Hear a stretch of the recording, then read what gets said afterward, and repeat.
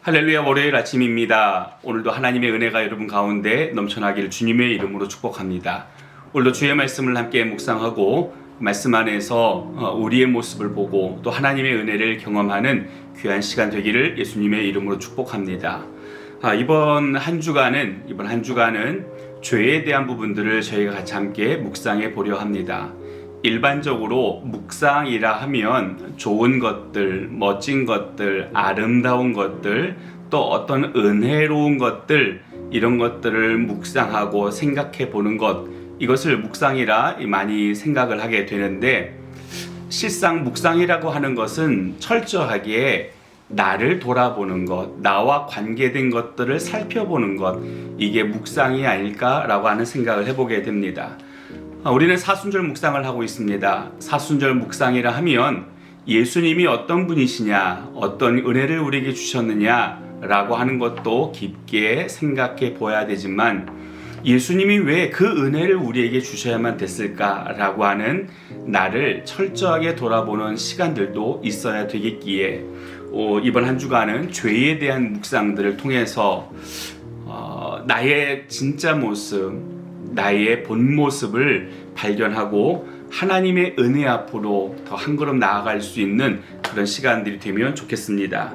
오늘 우리가 함께 나누게 되는 말씀은 야고보서 1장 14절부터 15절까지의 말씀입니다.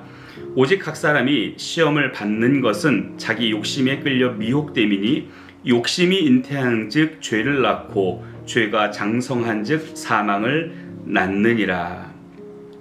복음은, 여러분, 복음에 대해서 이야기할 때 복음은 죄인인 우리에게 하나님의 은혜가 주어져서 예수 그리스도를 우리에게 보내어 주시고 그 예수님이 대신하여 죽으심으로 구원받았다라고 하는, 실상은 죄의 문제에서부터 복음은 시작이 되어집니다.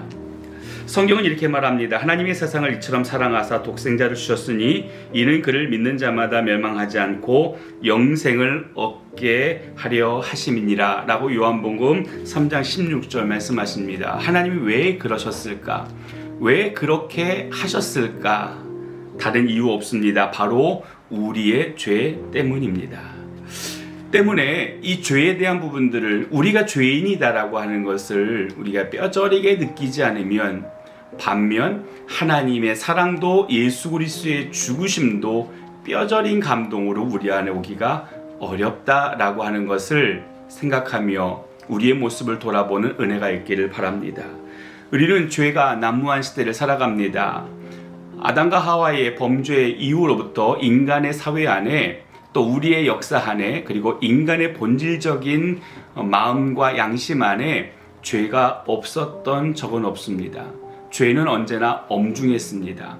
그래서 하나님은 그 엄중한 죄에서 우리가 멀리 떠나가기를 원하셔서 율법을 허락해 주셨고, 그 율법을 통해서 우리가 죄에서 떠나가는 시간들을 가져가기를 원했습니다. 그런데 문제가 생겼습니다. 어떤 문제냐면, 엄중한 죄에 대해서 엄중한 율법을 하나님이 선포하셨는데, 이 엄중한 율법이 시대가 지나가고 사람들의 정서와 또 사람들이 죄를 바라보는 시선들이 바뀌면서 죄의 엄중함의 무게가 점점 가벼워져 가고 있다라고 하는 것이지요. 여러분, 2015년도에 헌법재판소를 통해서 간통죄가 폐지된 것을 여러분은 알고 계실 겁니다. 간통죄가 폐지가 되었습니다. 그 이유에 대해서 헌법재판소는 이렇게 이유를 설명합니다. 사회 구조 및 결혼과 성에 관한 국민의 의식이 변화되고 성적 자기 결정권을 보다 중요시하는 인식이 확산됨에 따라 간통 행위에 대하여 이를 국가가 형벌로 다스리는 것이 적정한지에 대해서는 이제 더 이상 국민의 인식이 일치한다고 보기 어렵게 됐다. 무슨 말이냐면요, 이런 거지요. 사람들의 인식이 변했다. 사람들이 갖는 죄의 엄중함에 대한 이해가 바뀌었다라고 하는 겁니다. 여러분, 죄는 그 엄중한 무게가 감하여질 수 없습니다. 죄는 죄인 겁니다. 그런데 사람들의 인식이 변하면서 이 엄중한 죄를 자꾸 가벼이 합니다. 가볍게 여기게 만듭니다. 죄의 무게를 조금씩 덜어내고 어느 순간은 이건 죄가 아니야 라고 말해버리는 시대를 살게 되었습니다. 이유가 뭐지요? 우리가 그 죄의 묶임만에 있고 싶지 않기 때문입니다. 죄가 가벼워지는 시대를 우리는 살아가고 있습니다. 하지만 분명히 죄는 죄입니다. 우리가 주님의 고난을 묵상하기 위해 먼저 해야 될 것은 우리 자신의 죄를 생각하는 것입니다. 죄를 가볍게 여기는 것부터 돌아봐야 합니다.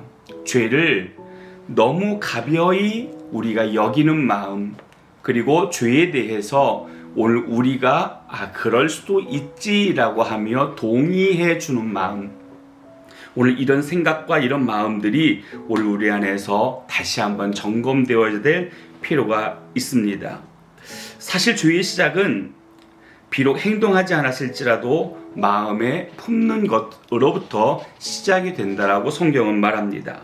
야고보서 1장 15절 우리가 읽었던 본문이죠. 욕심이 잉태한 즉 죄를 낳고 죄가 장성한 즉 사망을 낳느니라.